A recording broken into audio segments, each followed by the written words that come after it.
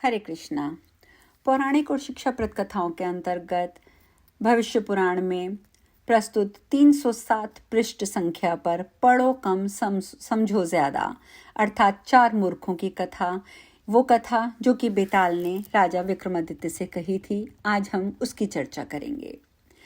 बेताल ने राजा से पुनः कहा, राजन, रमणीय जयपुर में वर्धमान नाम का एक राजा था। उसके गांव में वेदांग परांगत विष्णु स्वामी नाम का एक ब्राह्मण निवास करता था। वह राधा कृष्ण का भक्त था। उसके 4 पुत्र थे जो विभिन्न व्यसनों में लगे रहते थे। वे जैसा निंदित कर्म करते थे वैसा ही उनका नाम भी निंदित ही हो गया था। पहला पुत्र द्यूतकर्मा था, दूसरा व्यभिचारी, तीसरा विषयी और चौथा नास्तिक था। संयोग से दुर्भाग्यवश वे सभी निर्धन हो गए। एक बार वे सभी अपने पिता विष्णु शर्मा के पास गए। उन लोगों ने विनयपूर्वक उन्हें नमस्कार किया और कहा, पिताजी, हम लोगों की लक्ष्मी कैसे नष्ट हो गई? पिता ने कहा, द्यूतकर्म धन को नष्ट कर देता है, ये पाप का मूल है। द्यूतकर्म से व्यभिचार, चौर्य और निर्दयता उत्पन्न होती है। ये महान दुष्परिणामकारी होता है। द्यूत कर्म करने के कारण तुम्हारा द्रव्य नष्ट हुआ है। यह सुनकर उसने कहा, पितृचरण, आप मुझे कृपया धन प्राप्ति का सही मार्ग बताएं। पिता ने कहा, तीर्थ और व्रत के प्रभाव से तुम्हारा पाप नष्ट हो जाएगा। तुम अपने माता पिता की बातों पर ध्यान दो, उनका कहना मानो। तदंतर पिता ने द्वितीय पुत्र से कहा, पुत्र, तुम व्यभिचारी हो। वैश्या का संग बड़ा अशुभ होता है। तुम इस अशुभ कर्म का त्याग करके ब्रह्मचर्य पूर्वक ब्रह्म पारायण हो जाओ, ब्रह्मचर्य व्रत धारण करो। तीसरे पुत्र विषयी से कहा, मांस और मदिरा सदा पाप की वृद्धि का कारण होते हैं। इनके द्वारा तुम चौर्य कर्म करोगे और नरक गामी हो जाओगे। इसीलिए तुम्हें इनका त्याग करना चाहिए। तुम ऐश्वर्य संपन्न जगतपति सर्वोत्तम भगवान विष्णु के निमित्त द्रव्यों को समर्पित कर मौन होकर भोजन करो। और अपने नास्तिक पुत्र से कहा, तुम देव निंदा आदि नास्तिक भाव को छोड़कर शुद्ध आस्तिक मार्ग का अवलंबन करो। आत्मा शुद्ध, बुद्ध एवं नित्य है और महादेवी चंडी का महाशक्ति है। सभी प्राणियों के हृदय गुहा में स्थित देवता गण परमात्मा के अंग हैं। उनका ज्ञान प्राप्त कर पाप की शांति के लिए उनकी पूजा करो।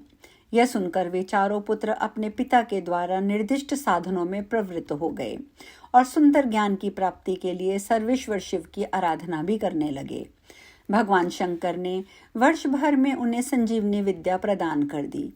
वे संजीवनी विद्या प्राप्त कर एक वन में आए और वहां बिखरी व्याघ्र की अस्थियों पर विद्या की परीक्षा करने लगे। प्रथम पुत्र ने मरे हुए व्याघ्र की अस्थियों को एकत्र करके उस पर मंत्रपूत जल छिड़का। उस मंत्र के प्रभाव से वह अस्थियां एक पंजर रूप में हो गईं। दूसरे व्यभिचारी पुत्र ने उस पर मंत्रपूत जल छिड़का, जिसके प्रभाव से वह पंजर मांस और रुधिर से संपन्न हो गया। विषयी पुत्र ने उसके ऊपर अभिमंत्रित जल छिड़का, फलस्वरूप त्वचा और प्राण उसमें आ गए।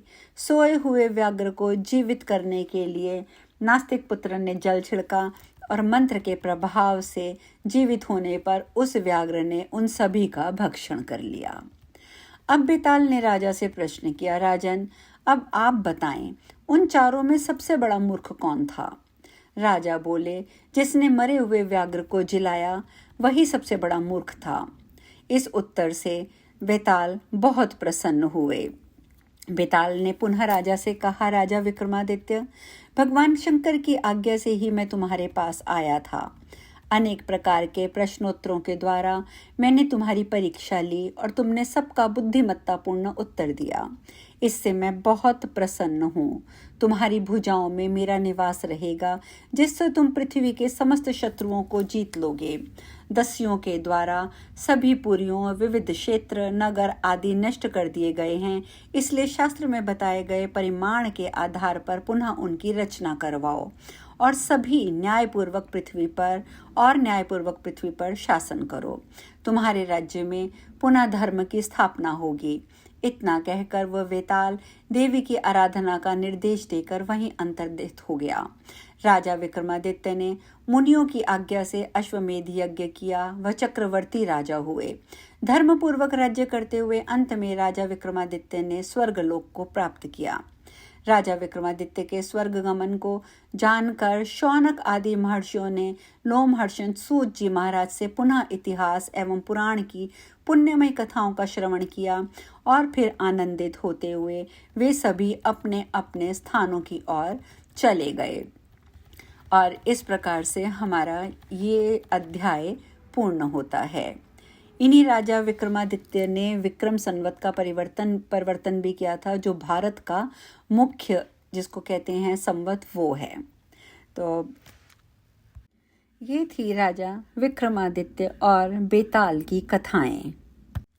अब हम चर्चा करते हैं पृष्ठ संख्या 309 प्रतिसर्ग पर्व द्वितीय खंड, जहाँ पर सत्यनारायण व्रत की कथा के बारे में वर्णन किया गया है।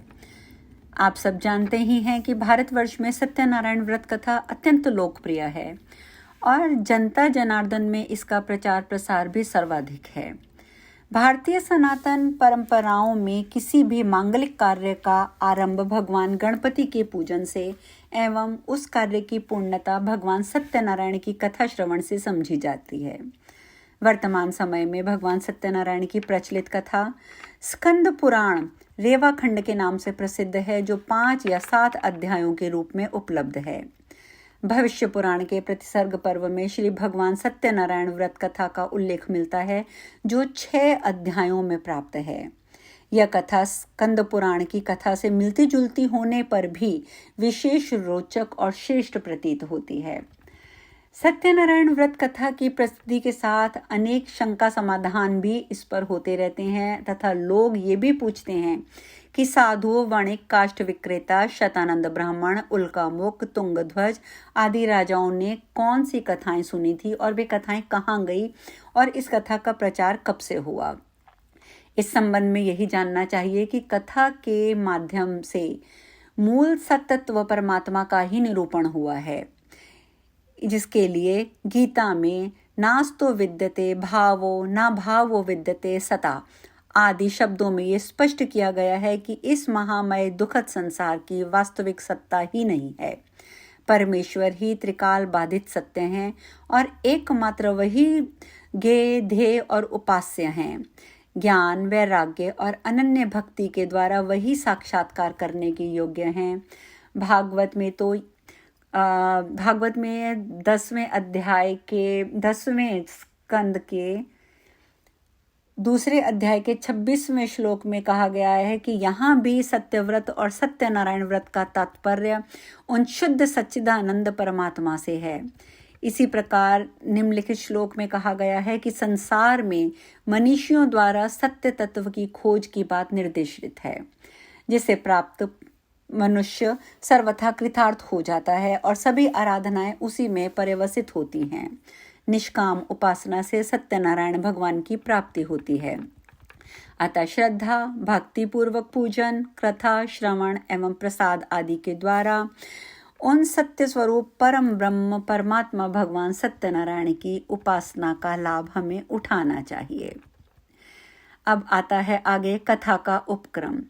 व्यास जी बोले, एक समय की बात है, नैमिषारण्य शरण्य में शौनक आदि ऋषियों ने पौराणिक श्री सूत जी से विनय पूर्वक पूछा, भगवान, संसार के कल्याण के लिए आप ये बतलाने की कृपा करें कि चारों युगों में कौन पूजनीय और कौन सेवनीय है तथा कौन सबके अभीष्ट मनोरथों को पूर्ण करने वाला है। मानव अनायास ही किसकी आराधना द्वारा अपनी मंगलमय कामना को प्राप्त कर सकता है। ब्राह्मण, आप ऐसे सत्य उपाय को बतलाएं जो मनुष्यों की कीर्ति को बढ़ाने वाला हो। शौनक आदि ऋषियों के इस प्रकार पूछे जाने पर सूत जी ने भगवान सत्यनारायण की प्रार्थना करनी आरंभ कर दी।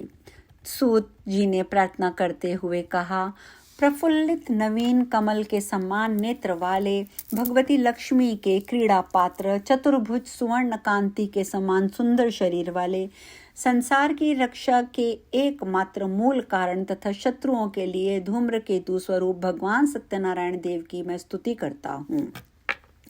जो भगवान करुणा के निधान हैं, जिनके चरण कमल वंदनीय हैं, जो भक्तों पर अनुकंपा करने वाले हैं, जो लक्ष्मण जी के साथ रहते हैं और माता श्री सीता से समन्वित हैं तथा माता वैदेही श्री जनक नंदिनी जी के मुख कमल की ओर स्निग्ध भाव से देखते रहते हैं, उन शत्रुघ्न, हनुमान तथा भरत से सेवित पुलस्तस्य कुल का संहार करने वाले सत्य स्वरूप सुरश्रेष्ठ राघवेंद्र श्री रामचंद्र जी की मैं वंदना करता हूँ। सूत जी ने कहा, ऋषियों, अब मैं आपसे श्रेष्ठ राजाओं के चरित्रों से संबंध एक इतिहास का वर्णन करता हूँ, इसे आप सब श्रवण करें। ये पवित्र आख्यान कलयुग के संपूर्ण पापों का विनाश करने वाला, कामनाओं को पूर्ण करने वाला, देवताओं द्वारा आभासित, ब्राह्मणों द्वारा प्रकाशित, विद्वानों को आनंदित करने वाला तथा विशेष रूप से सत्संग के चर्चा स्वरूप है। आगे सूत जी कहते हैं, ऋषियों, एक समय योगी देवर्षि नारद जी सबके कल्याण की कामना से विविध लोकों में भ्रमण करते हुए इस मृत्यु लोक में आए। यहाँ उन्होंने देखा कि अपने अपने किए गए कर्मों के अनुसार संसार के प्राणी नाना प्रकार के क्लेशों एवं दुखों से दुखी हैं और विविध आदि एवं व्याधि से ग्रस्त हैं। ये देखकर उन्होंने सोचा कि ऐसा कौन सा उपाय है जिससे इन प्राणियों के दुख का नाश हो। ऐसा विचार करके वे विष्णु लोक में गए। वहां उन्होंने शंख, चक्र, गदा, पद्म और वनमाला से अलंकृत प्रसन्न मुख, शांत, सनक सनंदन तथा सनत कुमार आदि से संतुष्ट भगवान नारायण का दर्शन किया। उन देवादिदेव का दर्शन कर नारद जी उनकी स्तुति करने लगे। नारद जी बोले, वाणी और मन से जिसका स्वरूप परे है और जो अनंत शक्ति संपन्न है, आदि, मध्य और अंत से रहित है, ऐसे महान आत्मा, निर्गुण स्वरूप आप परमात्मा को मेरा नमस्कार है। सभी के आदि पुरुष लोक, उपकार परायण, सर्वत्र व्याप्त तपोभूमि आदि को मेरा बार बार नमस्कार है। देवर्षि नारद की बात सुनकर भगवान विष्णु बोले, देवर्षि, आप किस कारण यहाँ आए हैं? आपके मन में कौन सी चिंता है? आप सभी मुझे बताएं, मैं उचित उपाय कहूँगा। नारद जी ने कहा, प्रभु, लोकों में भ्रमण करता हुआ मैं मृत्यु लोक में गया था और वहां मैंने देखा कि संसार के सभी प्राणी अनेक प्रकार के क्लेश तापों से दुखी हैं, अनेक रोगों से ग्रस्त हैं। उनकी वैसी दुर्दशा देखकर मेरे मन में बड़ा कष्ट हुआ और मैं सोचने लगा कि किस उपाय से इन दुखी प्राणियों का उद्धार करूं। भगवान, उनके कल्याण के लिए आप कोई श्रेष्ठ एवं सुगम उपाय बतलाने की कृपा करें। नारद जी के वचनों को सुनकर भगवान नारायण ने साधु साधु शब्दों से उनका अभिनंदन किया और कहा, नारद जी, जिस विषय में आप पूछ रहे हैं उसके लिए मैं आपको एक सनातन व्रत बतलाता हूँ। अब वो सनातन व्रत क्या था और उसका पालन कैसे किया जाएगा, ये चर्चा हम कल करेंगे। हरे कृष्णा।